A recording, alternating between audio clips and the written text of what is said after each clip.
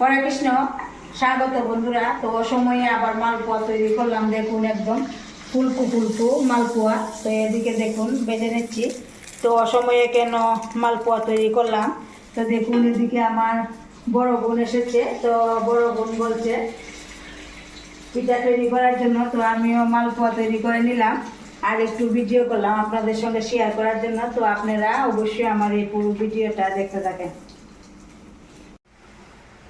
তো মালপোয়াটা তৈরি করার জন্য আমি এখানে গোবিন্দভোগ চালের পেস্ট করে নিলাম। তো চালটা আমি আধা ঘন্টা আগে ভিজিয়ে রেখেছিলাম। আর এদিকে আমি সুজিটাও এইভাবে পেস্ট করে নিলাম। তো সুজিটা এবার দিয়ে দিচ্ছি। আর এদিকে আমি গুড় জাল করতে বসিয়ে দিলাম। গুড় দিয়ে এই মালপোয়া পিঠাটা তৈরি করব। গুড়টা একদম গলে যাওয়া পর্যন্ত জাল করে নেব, এতে বেশি জাল করে নিতে হবে না। আর গুড় জাল করতে সময় জলের পরিমাণটা একদম কম দেবেন। দেখুন আমি একদম অল্প পরিমাণে জল দিয়ে এই গুড়টা কিন্তু জাল করে নিচ্ছি। তো গুড়টা মোটামুটি জাল হয়ে গেল, তো এবার নামিয়ে নেব। তো গুড় জাল করে নেওয়ার পর এবার এই চালের মিশ্রণের মধ্যে কিন্তু দিয়ে দিলাম। দেখুন এবার সামান্য পরিমাণে একটু লবণ দিয়ে দেব। লবণ দিয়ে দেওয়ার পর খুব ভালোভাবে একদম মিশিয়ে নিতে হবে।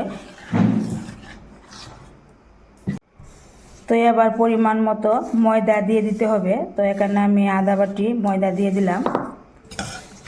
ময়দা দিয়ে দেওয়ার পর খুব ভালোভাবে একদম মিশিয়ে নিতে হবে। দেখুন এইভাবে মিশাতে হবে। মিশিয়ে নেওয়ার পর এই ব্যাটারটা ঠিক এই রকমের হবে। দেখুন এই রকমের ঘনত্বের হতে হবে এই মালপোয়া পিঠা তৈরি করার জন্য। তো এবার আধা ঘন্টার জন্য রেস্টে রেখে দেব।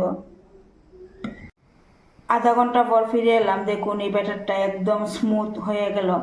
আর দেখুন এই রকমের হতে হবে। তো এবার চুলার কাছে চলে আসলাম, কড়াতে তেল দিয়ে দিলাম। তেলও গরম হয়ে আসলো। তো এবার ব্যাটারটা দিয়ে দেব।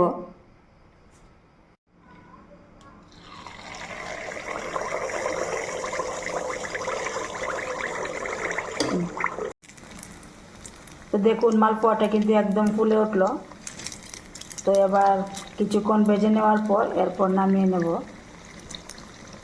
তো দেখুন সবগুলো কিন্তু আমি ভেজে নামিয়ে নিলাম। একদম ফুলকু ফুলকু হলো, খেতেও কিন্তু খুব টেস্টি হলো আর অসাধারণ হলো। দেখতে কিন্তু একদম লোভনীয় হলো। তো অসময়ে এই মালপোয়া খেতে কিন্তু একদমই খুব টেস্টি হলো। তো বন্ধুরা আমার এই ভিডিওটা যদি ভালো লাগে অবশ্যই একটা লাইক দিবেন, শেয়ার করবেন।